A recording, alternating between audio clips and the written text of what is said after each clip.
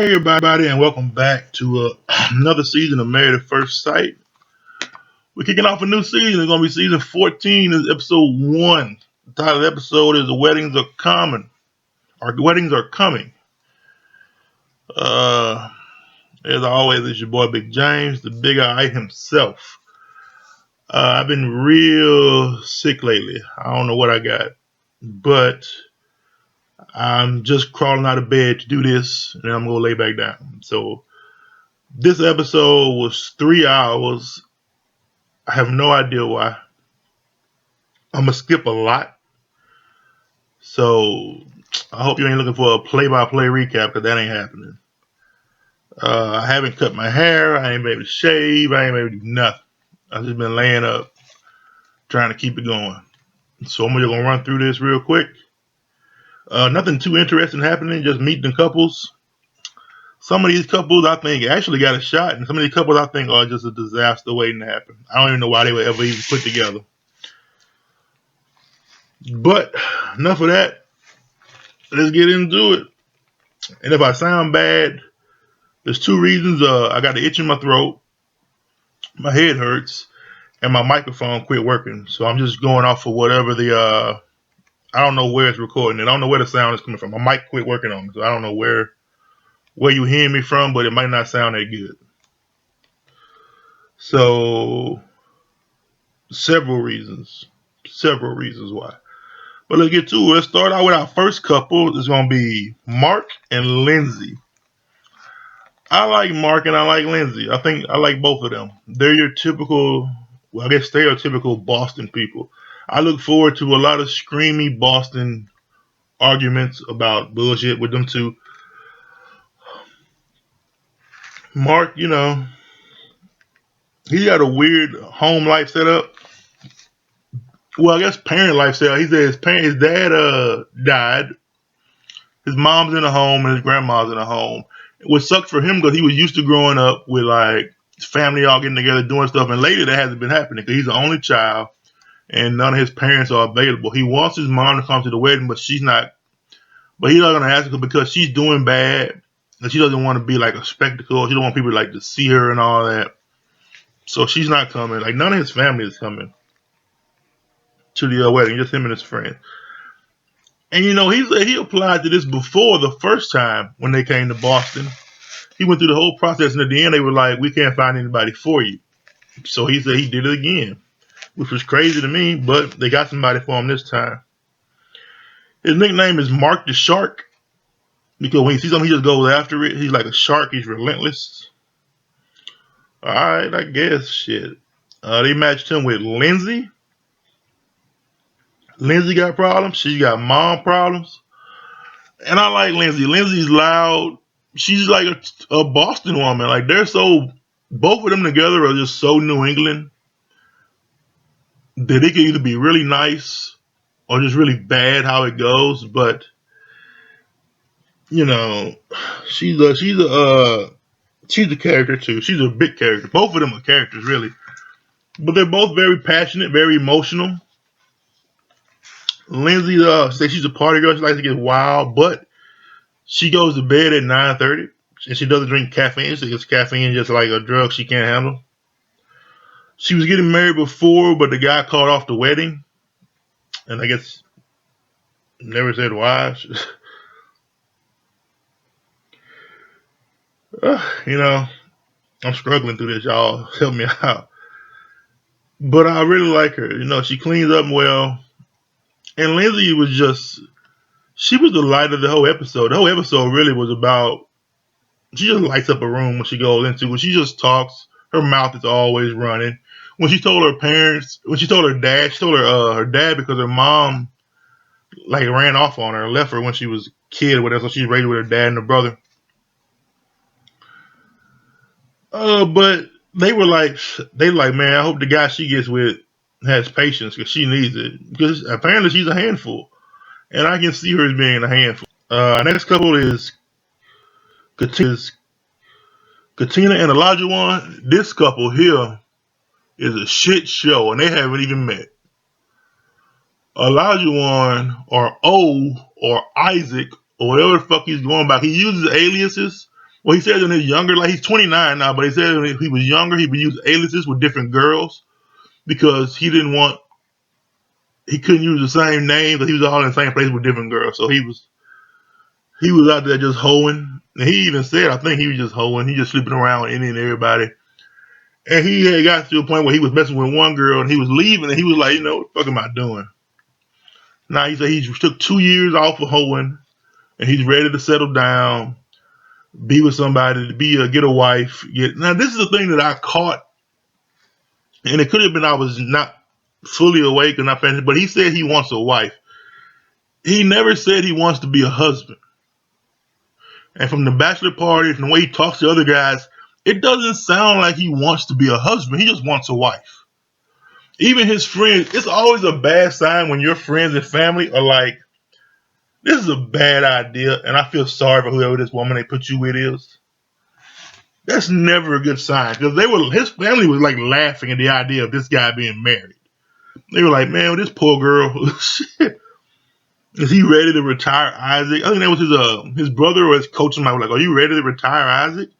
You ready to get rid of the O? Are you ready to get rid of all these aliases you have? He's like, yeah, I'm ready. And I don't think anyone believed him. I don't believe him. He wants a traditional wife, but he doesn't want to be a traditional husband. So I don't know how the fuck that's gonna work. He wants a wife that, he comes home, she's cooking, got the place cleaned up, laundry done, and everybody looked at him like he was a fucking fool for that. And so his niece was like, well, what if she can't cook? But then she's not a wife then. If she can't cook, she's not a wife. She's not this, she's not that. And everybody was like, this poor girl, whoever she is, like, Olajuwon, I'm going to get to him at the bachelor party later. But I don't know how he got through the screening process. He clearly doesn't want to get married. He wants a wife, but he doesn't want to be a husband. How does that mean you're ready for marriage? Katina,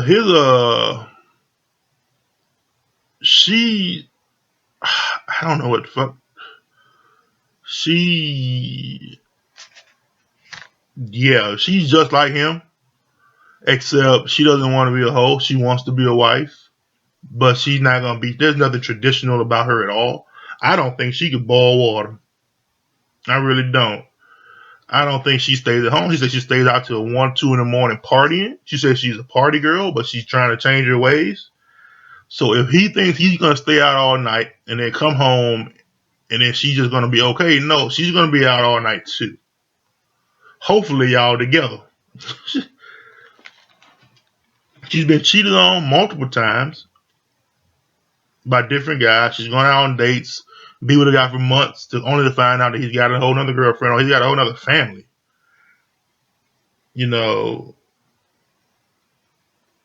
Her parents got divorced. She's another tragedy. All of these people are tragic because Olajuwon's dad was dead, and what the hell happened to her? Her parents got divorced when she was young, and her dad went to jail. So her dad was in jail her entire childhood. He didn't get out of jail until she was an adult. So she has no relationship with her dad at all. So she's just like, she doesn't know what a marriage looks like. And the same thing with Olajuwon. He said, his parents were together for like forever, but they never got married. And his dad died, I guess, before he graduated, and he hated that. I don't think this is gonna be a disaster. They're not gonna make it through the fucking honeymoon. I don't. These two are gonna bump heads immediately because she's gonna be so much like him, he can't stand it. And she is gonna be every kind of guy she didn't want to be with. From the type of guys that she's described that she doesn't want anymore, he's worse than those guys. And the type of woman he says he wants, she's not even close to being that. I have no idea why they put them together. This shit ain't gonna work at all. This was a fucking setup. Next couple is Noi and Steve.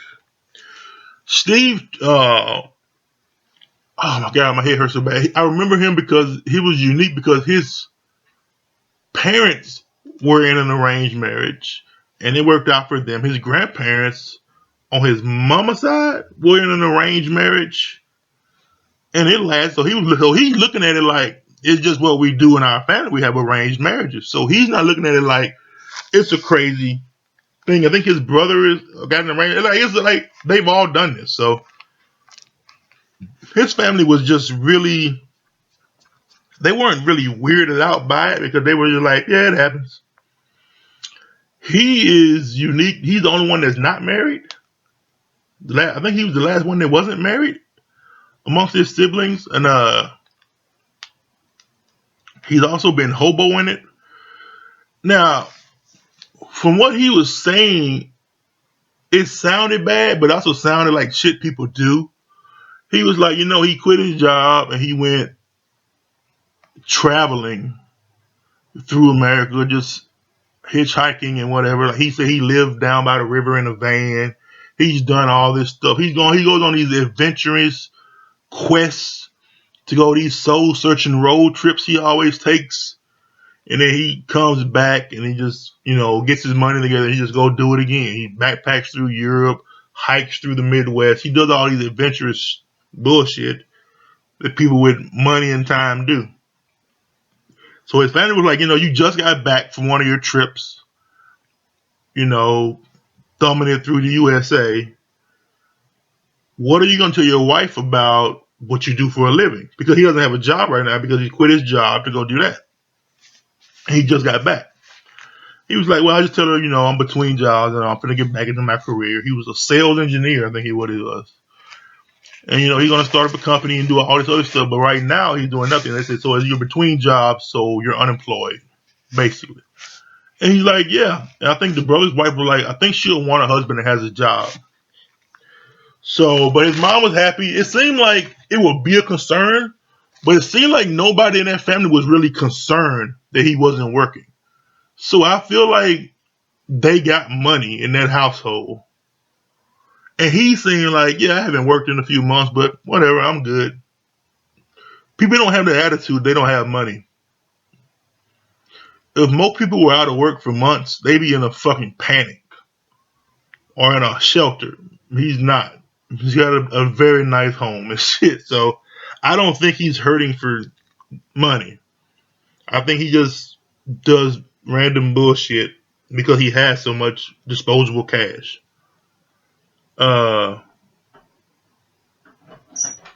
It's just odd. And then you meet I think her name was Noi. Noi was, oh god, what was she? She said she was shy, and I don't think she was. Well, she said she has an alter ego. So her name is Noi, but she has an alter ego. She has an alter ego called Noisy. And Noisy is a party girl. She wears wigs, she goes out, she clothes all the time. So she's also with like Elijah Wan with the personas. Noi and Noisy.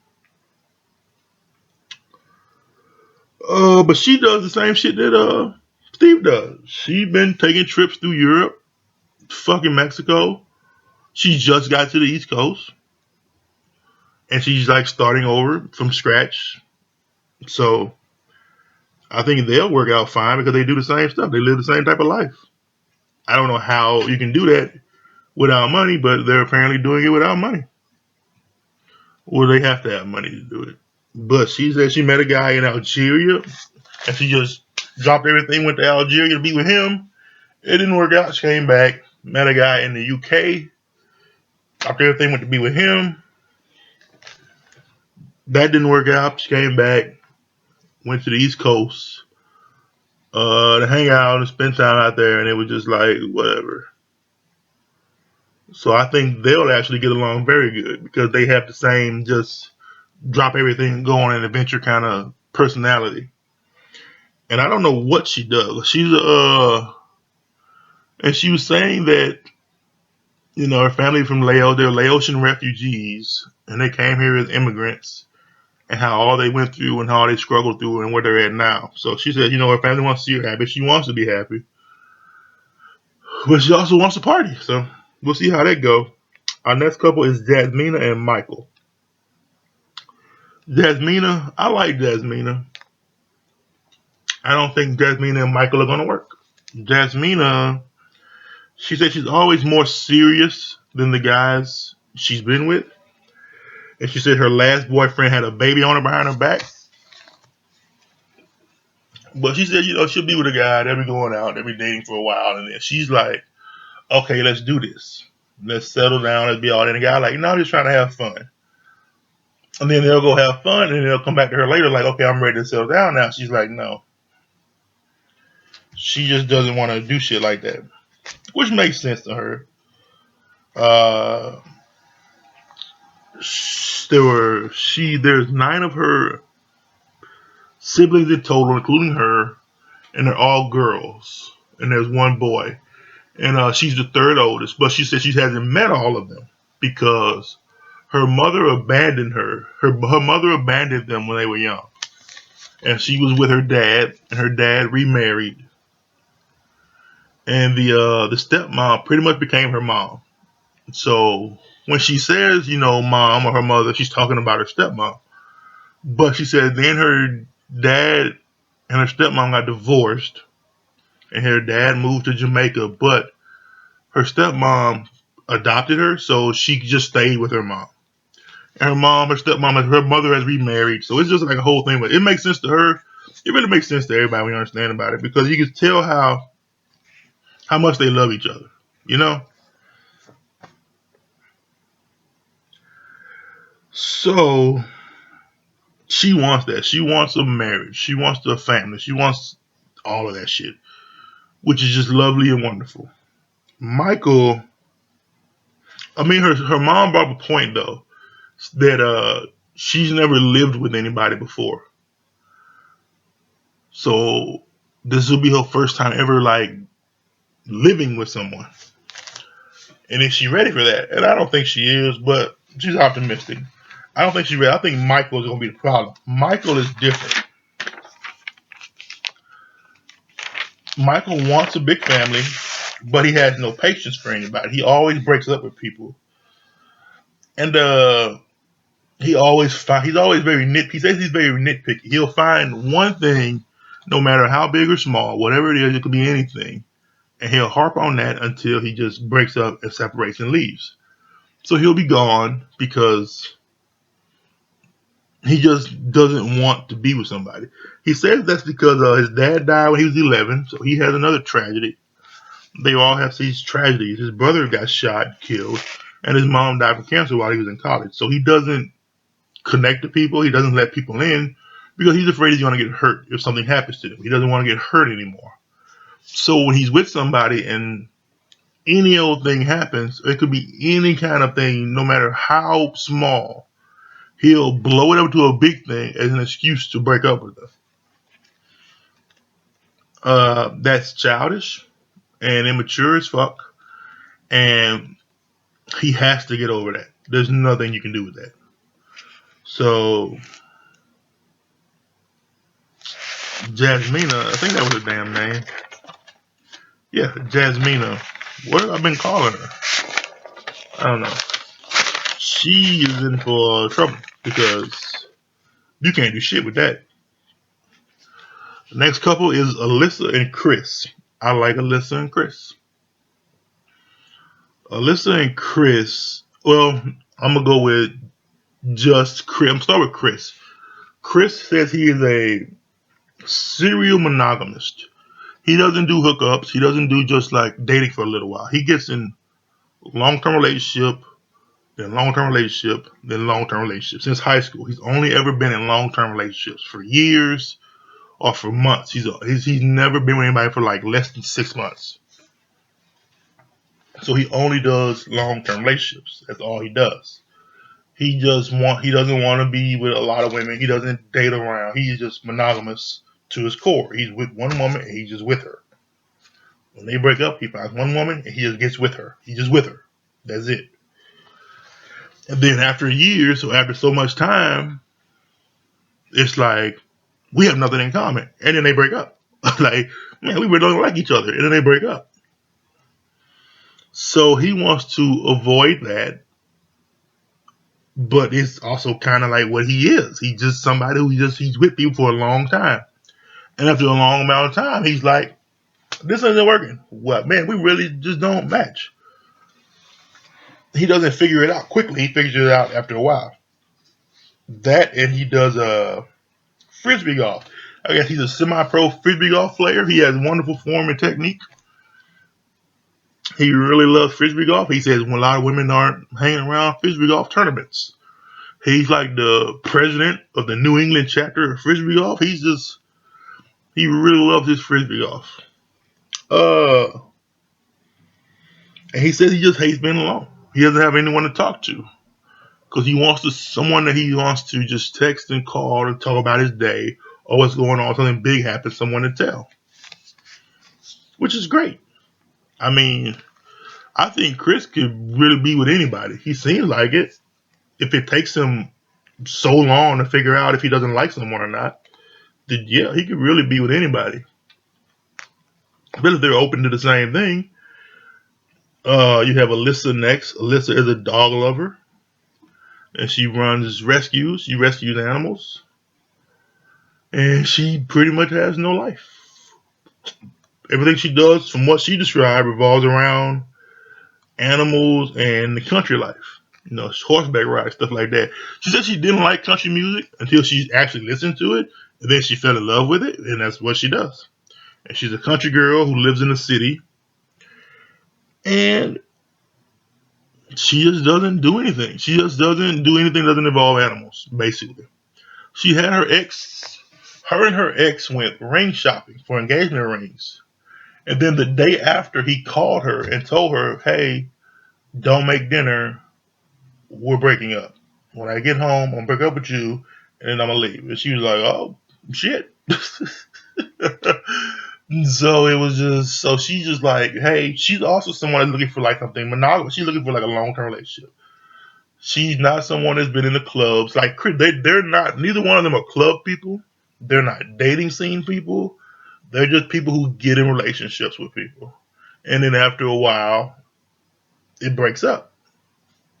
So I think Alyssa and Chris can actually go very far. It all depends on if Chris is an animal person, if he's a dog person, because he didn't say whether yes or no, but she did say that that's make or break. Like if he's not in the dog, there's no way it's going to work because that's her life is rescuing animals.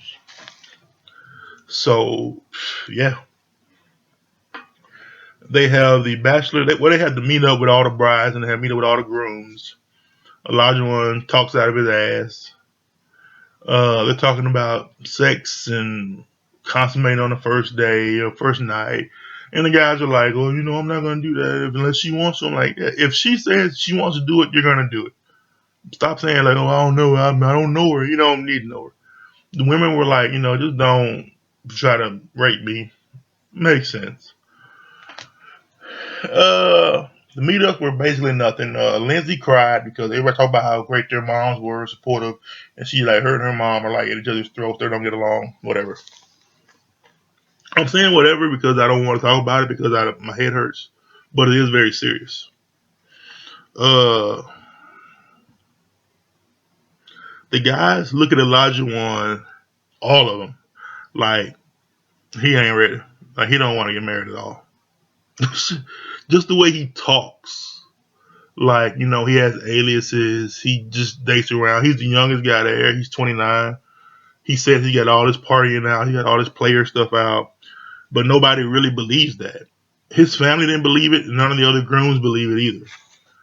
So even though it's edited, they must be seeing something that give that impression that he is just full of shit. Uh, and Lindsay tells the girl that she gave the producers free reign. She had the expert. She's like, it doesn't matter what you find. She said, I just don't want him to I don't want him to be fat, and I want him to have good teeth. If his teeth fucked up, it won't work. If he's fat, it won't work. Anything else is fine. She's like, he can be black, Asian, white. I don't care about anything else, just his teeth and his belly. And the other girls were like, no, I had a bit more specifics than that. Even the guy, I think, but Mark said he was the same thing. You're like, I don't want her to have bad teeth. He's like, he just doesn't care. He's just ready to be married. So that's Mark and Lindsay. They're matched together, and they're both at the same point. Where like, I don't give a fuck. We get to the bachelorette party, and on the bachelor party, Elijah Wan, I guess, he was old for the bachelor party in the strip club. So he even took his damn clothes off, and he's up here dancing on the stripper. And everybody was looking at him like, that is a man right there that's ready to get married. He wasn't. And even his friends was like, you know this means you're not like it wasn't just that he was doing that, the way he was talking, the way he was just acting. When they brought up, like, you're gonna get married tomorrow, he was like, yeah, I'll have her, so I can bring her here with me. He was like, no. It's just, I don't know what he has in his mind of what a marriage is, but it sounds like basically she's gonna be married and he's not. It's just seems like what he's describing. Is that she's married to me, she's committed to me, and she's loyal to me, and I'm just doing whatever I want to do. And that's not gonna work. He said he spent 2 years meditating and prepping. I think he spent 2 years hoeing, just like he was hoeing before. And he just acts like he made some deep spiritual awakening, and he hasn't. Yeah. So you go to the women's bachelorette party, and Noisy, because she has another alter ego, Noisy is wild. Lindsay is like, oh, y'all thought I was the crazy one. Y'all thought I was the freaky one. No, it's Noise. She's so quiet and shy. Get a drink in her. Turn some music on. No, she ain't. And so the girls is going crazy, except for Lindsay, fuck. Lindsay ain't shit. Lindsay was like, oh, I like 95% of the girls. Should I like her or I like her? She's like, isn't there another girl? What's her name? It was Alyssa. Because Alyssa has done no party. Alyssa is like sitting in a dark corner with her friends talking about, oh my God, I'm finna get married. She is like, I don't care about the party. I'm finna get married. Because she doesn't do this. She hangs with animals and she listens to country music and rides horses. She's like, I don't do this. So it wasn't her scene, But everybody else was like into it and she wasn't. But here's the thing. At the bachelor party, Chris, Alyssa's husband, he wasn't really into that scene. He was like, I'm just gonna be over here hanging out, doing the thing. He doesn't want to be involved in that. He's just like, that's not his scene. So those two might be a good match. It all depends on the animal situation.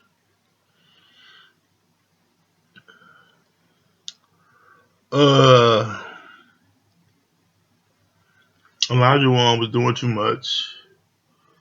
Michael was already talking his way out of the damn marriage. He's already convinced himself that this is bad. He's already just in his own fucking head already. So him and Jasmina ain't gonna work. I'm gonna be just for real with y'all. I don't think the two black couples have a snowball's chance in hell. I really don't. Off the rip. We get done the bachelorette party. They went for wedding dresses and tuxedos. I skipped all that shit. It's the same everywhere. They just look at dresses and look at tuxedos like, oh, you look good, or I don't like them. It's the same bullshit. So they went to the wedding. They show one wedding. They show Mark and Lindsay's wedding. Mark's so fucking happy. He's so ready. He's just anxious. He's ready to get over with. He's like, we can do this shit right now. His groomsmen, they're happy for him. Everybody like Mark's situation just so happy. Lindsay's, everybody's so fucking happy. They're ready to do this. She's like, I'm getting married. He's like, I'm getting married. Let's go fucking do this. Like, there's no nerve. If they are nervous, they're not showing it. He's anxious. She's anxious. And she's naked. She pulled her titties out several times. I have no idea why. She just was like, fuck it. But she had a lot to drink. She got trashed. Maybe that's why she wasn't nervous, because she was 2 bottles of champagne in. She's at the goddamn wedding loose as a fucking noodle. Her bridesmaids, I don't know if they just weren't paying attention or they didn't give a fuck, but they let her get just liquored up good before the goddamn wedding. So any nerves or any kind of hesitation or any kind, she was as relaxed as one can get. I mean, she was just burping and farting all over. Lindsay was good. She was good. Uh, they asked her about her vows. She said she put her vows in her dress. So she just pulled her fucking dress down, just titties out, like it's in here somewhere. She just belched it, and it wasn't like a little bird, like no, it was just like she was just throwing back cokes, I guess, to try to sober up. She just wandering around, just talking, lost. Uh, Producers are trying to get her to the actual goddamn wedding. Like, get your ass out there. She runs to her dad. Her dad's like, "You look good." She does look good. I like her dress. Do people typically? I guess so. Yeah. I think that's a dumb question, and I thought about it. So it was like, do people typically not wear bras with the wedding dresses? And I was like, I've never actually seen one wear a bra with a wedding dress. So I guess the best at I'm a man, so I don't know. Wedding dresses, they have like something built in to hold you up, right? Yeah, I think so. Yeah. Uh, and the many weddings I've been to, I'm like, have I ever seen a bride in a bra? No, that's neither here nor there. Oh, ask about her, like, how did she just get naked so goddamn quick? She had no undergarment, I guess not. There was no need because the dress was holding her up. So, uh, they go out. They're so fucking Bostony. Both of them are so Bostony that I can honestly see it working with her personality and his personality. How much they both want to be married to somebody, because she said she was like, I didn't have any requirements about physically. Big dick. She wanted a big dick.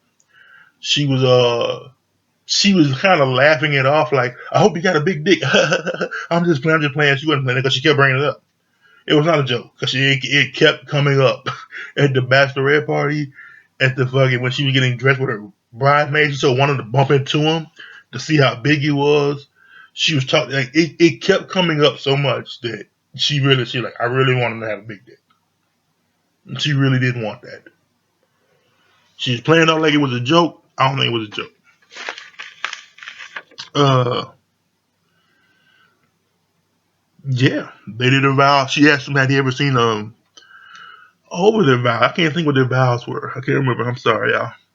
Uh, she asked me, "Have you ever seen My Big Fat Greek Wedding?" He was like, "No." She said, "Well, it's my life."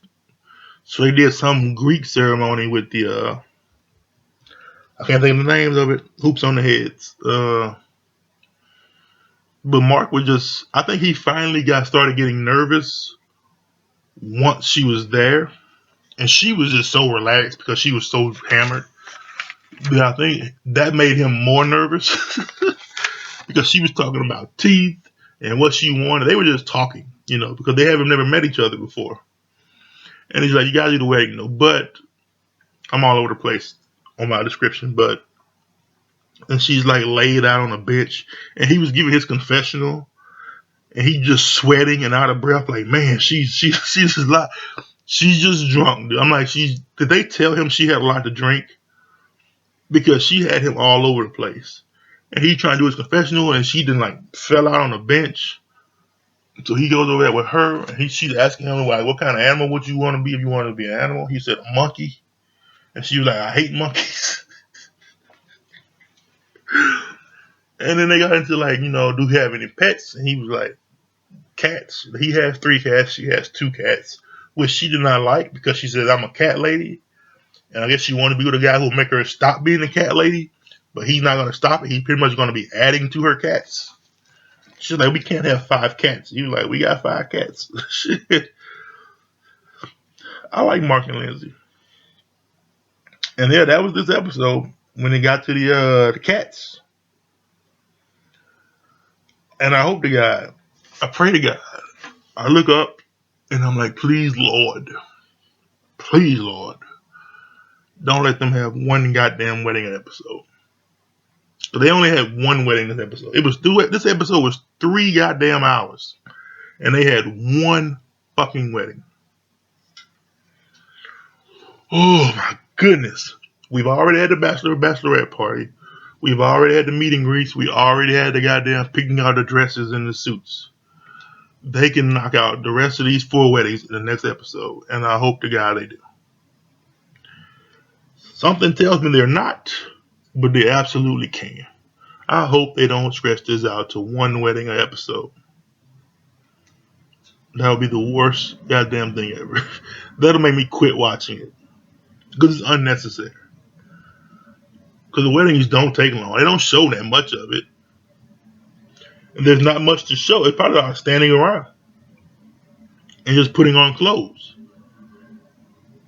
Because there's no organizing, because it's already organized for them. It's already planned for them. It just show up. But yeah, out of all the couples, I think Mark and Lindsay, Noi and Steve,